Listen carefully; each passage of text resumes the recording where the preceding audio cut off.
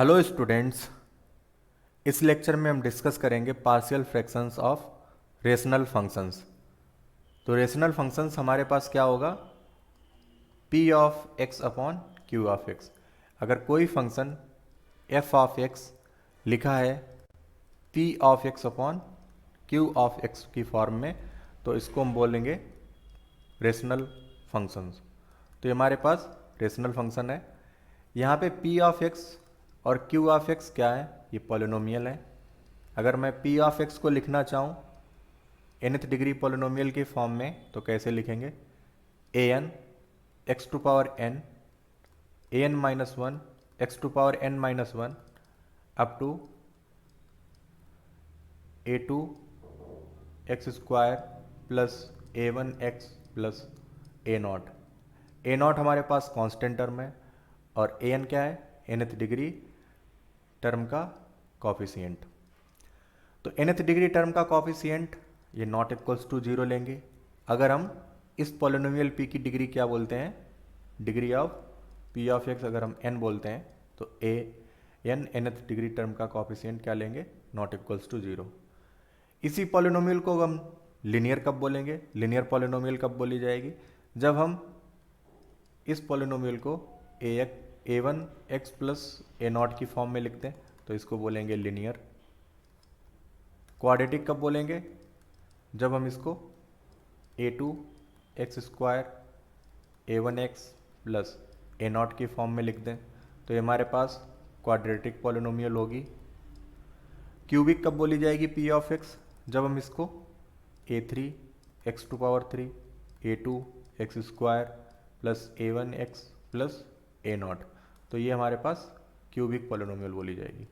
तो ये कुछ नाम है जो कई बार हम यूज करेंगे, लिनियर, क्वाड्रेटिक, क्यूबिक। तो वो हमारे पास क्या पॉलिनोमियल्स होंगी, वो इस तरह के फॉर्म्स होंगे उनके। लिनियर में हमेशा A one not equals to zero होना चाहिए, क्वाड्रेटिक में A two not equals to zero होना चाहिए और क्यूबिक में A three not equals to zero होना चाहिए।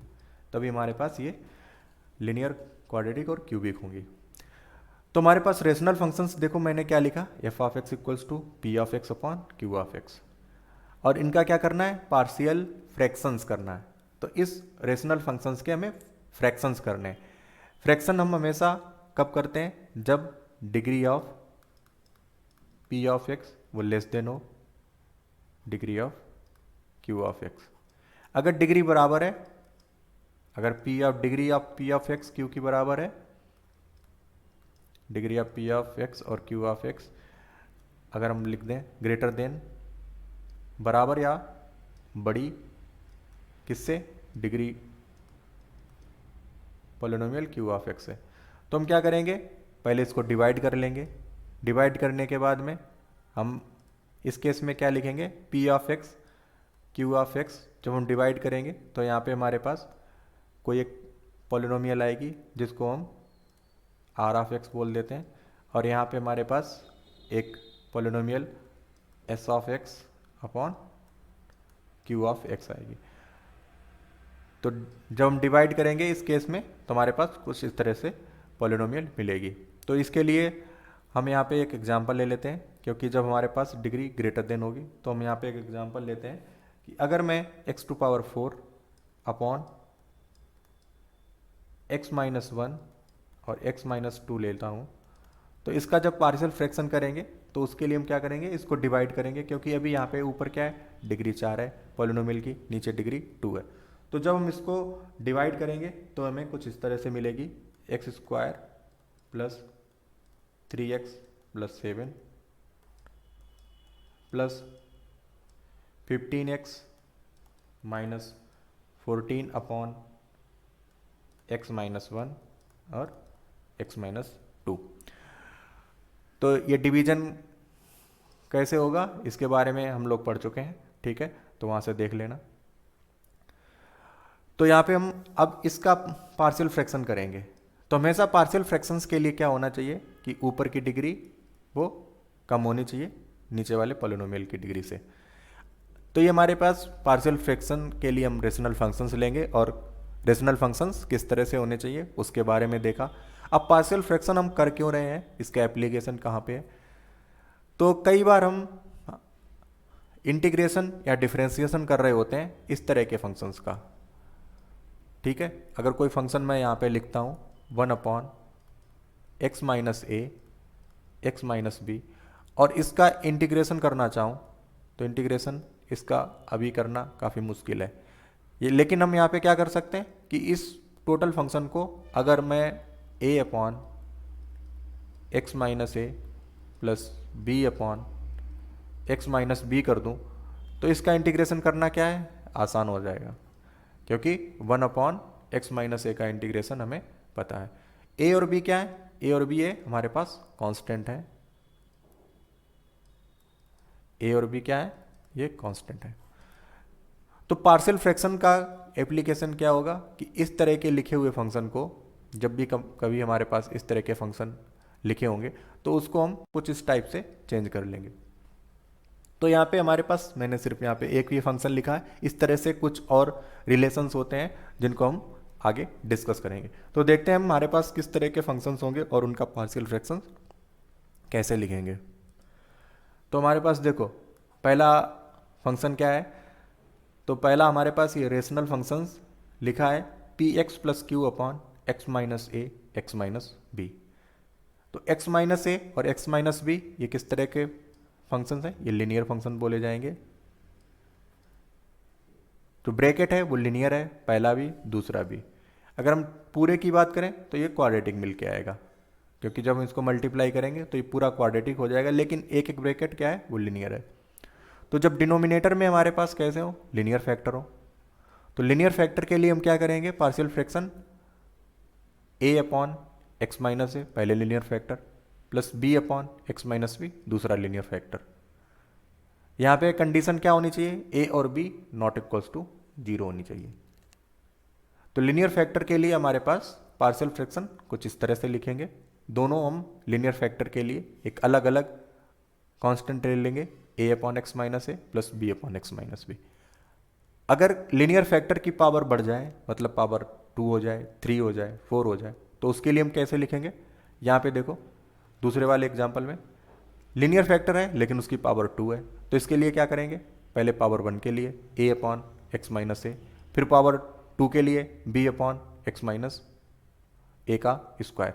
अगर यहाँ पे पावर हम 3 कर दें, 4 कर दें, इस तरह से अगर 2 की जगह पावर 3 हो जाती तो यहाँ पे क्या होता, एक टर्म और इंक्रीज हो जाता, c अपॉन एक्स माइनस ए की पावर 3 हो जाता। अगर पावर 4 हो जाती तो d अपॉन एक्स माइनस ए की पावर 4 हो जाता। तो ये जब हम पावर इंक्रीज करेंगे तो उसके लिए हमारे पास ये नियम आएगा। इसके बाद अगर हम लिनियर फैक्टर और मल्टीप्लाई हो जाए, जैसे x minus B X minus C और x माइनस ए, यहाँ पे हमारे पास लिनियर फैक्टर कितने हैं, 3 है, और ऊपर क्या लिखा, पावर 2 की पॉलिनोमियल लिखी है P X square plus Q X plus C. तो c की जगह हम यहाँ पे r कर लेते हैं। यहाँ पे देखो ऊपर क्वाड्रेटिक भी हो सकती है, लिनियर भी हो सकती है, और कांस्टेंट r भी हो सकता है यहाँ पे, क्योंकि p अगर हम 0 कर देंगे तो लिनियर हो जाएगी, q अगर 0 कर देंगे तो क्वाड्रेटिक रहेगी, या c 0 r 0 कर दें, अगर p और q दोनों 0 कर देंगे तो कांस्टेंट रहेगा। तो ऊपर हमारे पास इस तरह का एक्सप्रेशन हो सकता है। अगर नीचे लिनियर लिखे हैं तो हर एक लिनियर के लिए हम क्या कर सकते हैं, इस तरह से पार्शियल फ्रैक्शन डिफाइन कर सकते हैं, a upon x minus A plus b upon x minus b plus c upon x minus c. a b और c ये तीनों क्या है, कांस्टेंट है, जिनकी वैल्यू हम इस पूरे एक्सप्रेशन से निकालेंगे, ठीक है। चौथे में क्या है, यहाँ पे हमारे पास एक लिनियर फैक्टर की पावर क्या कर दी है, 2 कर दी है, और एक उसकी पावर 1 रखी है। अब यहाँ पे क्या हो रहा है कि कॉम्बिनेशन हो रहा है, पावर इंक्रीज करके और एक सिर्फ लिनियर करके। तो पावर जब इंक्रीज होती है तो उसके लिए मैंने देखा था अभी दूसरे वाले फार्मूला में, तो वही फार्मूला हम पावर जहाँ पे इंक्रीज हो रही है उसके लिए अप्लाई करेंगे, और जो लिनियर है उसके लिए अलग से अप्लाई करेंगे। तो इसके लिए पार्शियल फ्रैक्शंस क्या होंगे, a upon x minus A plus B upon x minus A का square plus C upon x minus B. अगर यहाँ पे x माइनस बी की पावर 2 कर देते तो इसमें क्या होता, एक टर्म और आ जाता, d upon x minus B की पावर 2। तो इस तरह से हमारे पास ये फंक्शन का पार्शियल फ्रैक्शंस हो जाता। अब लास्ट क्वेश्चन, यहाँ पे लास्ट हमारे पास क्या फार्मूला है, यहाँ पे देखो क्या लिखा है, P X square plus Q X plus C. Denominator में क्या है, X minus A X square plus B X plus C. तो X square B X plus C इसके और फैक्टर नहीं होंगे। इसका मतलब क्या हुआ कि इसको हम लीनियर फैक्टर में और ब्रेक नहीं कर सकते हैं। जैसे इसको हम x minus A X minus B की फॉर्म में नहीं लिख सकते हैं। तो अगर इसको हम इस तरह से नहीं कर सकते हैं तो इसके हम पार्शियल फ्रैक्शंस कैसे लिखेंगे, एक्स माइनस ए के लिए A upon x minus A हो जाएगा, X square plus B X plus C के लिए, अब इसके लिए जो ऊपर कांस्टेंट टर्म आएगा वो क्या होगा, एक लीनियर फंक्शन होगा, B X plus C upon X square plus B X plus C. तो जब भी हमारे पास कोई क्वाड्रेटिक पॉलिनोमियल मल्टीप्लाई है इस तरह से, तो इसके लिए हमेशा क्या आएगा, हर जगह ए आ रहा था लेकिन क्वाड्रेटिक होने की वजह से क्या आएगा, बी एक्स प्लस सी, एक लीनियर फैक्टर आएगा। तो ये हमारे पास कुछ पार्शियल फ्रैक्शंस थे रेशनल फंक्शंस के। अब हम इसका एक एप्लीकेशन देखते हैं nth ऑर्डर डिफरेंशिएशन में। देखो यहां पे क्या लिखा है कि find the nth differential coefficient of 1 upon X square plus 5x plus 6। दूसरा क्वेश्चन क्या लिखा है, 1 upon X square plus 5x plus 6 की पावर 2। तो इस फंक्शन का हम nth ऑर्डर डिफरेंशिएशन निकालने वाले हैं। तो अभी देखो डायरेक्ट हम इसका nth ऑर्डर डिफरेंशिएशन नहीं निकाल सकते क्योंकि ये थोड़ा कॉम्प्लिकेटेड होगा। तो इसको हम थोड़ा सिंप्लीफाई कर लेते हैं। क्या करते हैं, पहले इसके हम फैक्टर बना लेते हैं, 1 upon X square plus 5x plus 6 के। तो 1 upon X square plus 5x plus 6। तो इसको जब लिनियर फैक्टर में या फिर इसका जब फैक्टराइजेशन करेंगे तो अपॉन के टर्म क्या हो जाएंगे, ये हो जाएंगे x प्लस 3 एक्स प्लस 2। ठीक है, जब मल्टीप्लाई करेंगे तो ये एक्सप्रेशन मिल जाएगा। अब इसके हमें क्या करने हैं, पार्शियल फ्रैक्शन करने हैं। मतलब क्या हुआ, a अपॉन एक्स प्लस 3 लिखना है और b अपॉन एक्स प्लस 2 लिखना है। क्यों, नीचे भी लिनियर हैं दोनों हमारे पास, तो लिनियर के लिए हमेशा क्या आता है, a अपॉन पहला जो लिनियर फैक्टर है और जो दूसरा लिनियर फैक्टर है b upon x minus x plus 2। इसके बाद हमारे पास क्या स्टेप होगी, इस टोटल में हमें क्या करना है, a b की वैल्यू निकालनी है। तो a b की वैल्यू निकालने के लिए हम क्या करेंगे, डिनोमिनेटर में जो x प्लस 3 और x प्लस 2 लिखा है इससे क्या करेंगे, इस पूरे को मल्टीप्लाई कर देंगे। तो मल्टीप्लाई जब करेंगे तो यहाँ पे हमारे पास लेफ्ट साइड में सिर्फ 1 मिलेगा, यहाँ पे मल्टीप्लाई इससे कर रहे हैं ना, पूरे में ऊपर कर रहे हैं। जब यहाँ पे x प्लस 3 और x प्लस 2 मल्टीप्लाई होगा तो x प्लस 3 से यहाँ पे भी x प्लस 3 और x प्लस 2 से मल्टीप्लाई होगा, यहाँ पे भी x प्लस 3 और x प्लस 2 से मल्टीप्लाई होगा। तो यहाँ से देखो x प्लस 3 से x प्लस 3 कैंसिल हो जाएगा, क्या मिलेगा, x प्लस 2 इंटू ए प्लस यहाँ से x plus 2 x plus cancel हो जाएगा, मिलेगा x प्लस 3 इंटू बी। अब यहाँ से मैं a और b की वैल्यू निकालनी है। अगर मैं इस एक्सप्रेशन में x बराबर -3 पुट करता हूँ तो ये b 0 हो जाएगा यहाँ पे और a की वैल्यू निकल आएगी। तो यहाँ से a की वैल्यू कैसे निकलेगी, -3 पुट किया तो ये तो 1 है, यहाँ पे -3 पुट करेंगे तो क्या आएगा, -1 आएगा और इंटू a, तो -a और ये 0 हो जाएगा। तो यहाँ से a की वैल्यू क्या आई, a की वैल्यू -1 निकल के आई। इसी तरह से हम b की वैल्यू के लिए क्या करेंगे, x इक्वल्स टू -2 पुट कर लेंगे। तो x इक्वल्स टू जब -2 पुट करेंगे तो यहाँ से हमारे पास क्या मिलेगा, देखो ये तो 0 हो गया, -2 पुट करने पे ये क्या हो जाएगा, 1 हो जाएगा। तो 1 इक्वल्स टू b आएगा। तो b की वैल्यू क्या आई, 1 आई और a की वैल्यू -1। तो b और a की वैल्यू यहाँ पे हम पुट कर देते हैं। तो यहाँ से हमें क्या मिलेगा,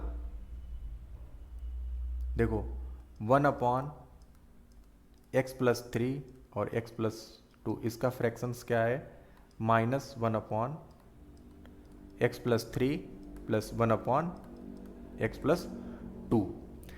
अब इस फंक्शन का हमें क्या निकालना है, nth डेरिवेटिव।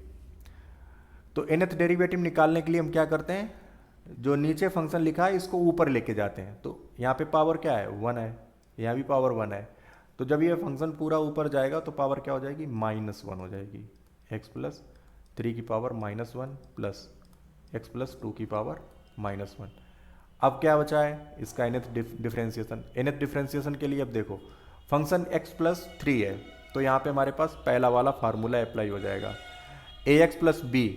तो पहले वाले को अगर कंपेयर करते हैं तो ax+b की पावर -1 लिखा है, और एक यहाँ पे ax+b की पावर -1 है। तो इस फार्मूले को हम यहाँ पे अप्लाई करते हैं, ठीक है। तो इस टोटल को हम क्या लिख लेते हैं, f(x). इस टोटल को हमने क्या लिख लिया, f(x). तो f(x) का हमें क्या करना है, nth डिफरेंशिएशन करना है। तो nth डिफरेंशिएशन करेंगे तो पहले का nth डिफरेंशिएशन हो जाएगा दूसरे का nth डिफरेंशिएशन। तो पहले का nth डिफरेंशिएशन मतलब d2n x+3 की पावर -1। तो यहाँ पे -1 था, डिफरेंशिएशन में क्या होता है -1, या फिर कोई भी हमारे पास कांस्टेंट है उसको डिफरेंशिएशन से बाहर कर लेते हैं, प्लस दूसरे का हमारे पास क्या हो जाएगा, nth डिफरेंशिएशन। अब यहाँ पे डायरेक्ट हम फार्मूला अप्लाई कर देंगे। यहाँ पे a बराबर देखो क्या है, 1 है, और b बराबर 3 है। यहाँ पे a बराबर 1 है और b बराबर 2 है।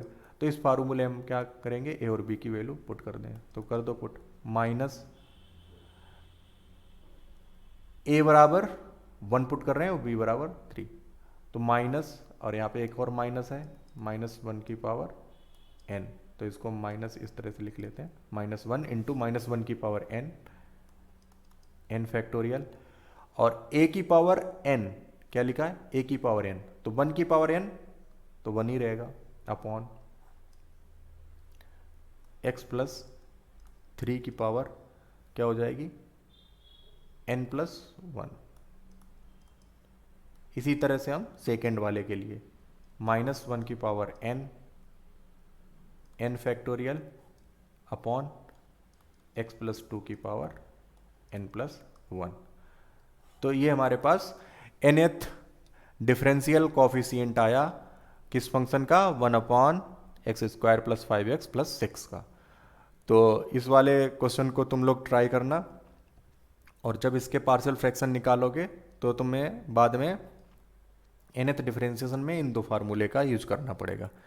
और पार्शियल फ्रैक्शन निकालने के लिए देखो क्या हो जाएगा, हमारे पास यहाँ पे x+3 का स्क्वायर और x+2 का स्क्वायर आएगा।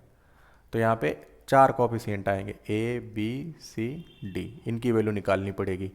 और कौन सा फार्मूला अप्लाई करोगे, हम यहाँ पे इस फार्मूले को अप्लाई कर देंगे, ठीक है। तो इसको करना, इस लेक्चर में इतना ही। Okay, thank you.